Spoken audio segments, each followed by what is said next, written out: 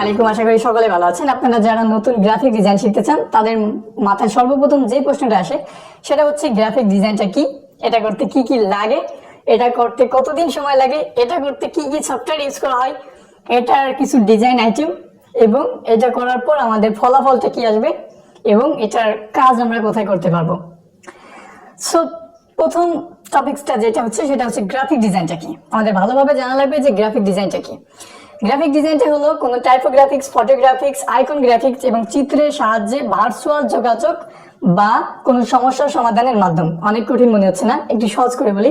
Graphic design হলো আপনার চিন্তা শক্তি, ধারণা, দক্ষতা ব্যবহার করে কোনো ছবি বা টেক্সটের মাধ্যমে এমন একটা ছবি তৈরি করা যেটাতে আপনার চিন্তা শক্তি বা ধারণা শক্তিকে সম্পূর্ণভাবে প্রকাশ করা যায়।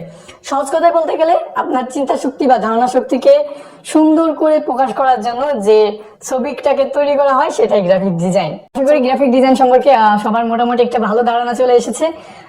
আজকে ভিডিওটা শেষ করবো তার আগে আপনি যদি আমার চ্যানেল প্লিজ সাবস্ক্রাইব করে পাশে থেকে বেল আইকনটি বাজিয়ে দিবেন। ভিডিওটা সম্পর্কে আপনার মতামত কমেন্ট বক্সে জানিয়ে দিবেন আর একটা লাইক করে দিবেন কষ্ট করে, জাস্ট একটা তো ক্লিক করবে কাজ। দেখা হবে নতুন কোনো ডিজাইনের ভিডিও নিয়ে, ততদিন ভালো থাকুন এই শুভ কামনা করে আজকের ভিডিওটা এখানে শেষ করছি। আল্লাহ হাফেজ।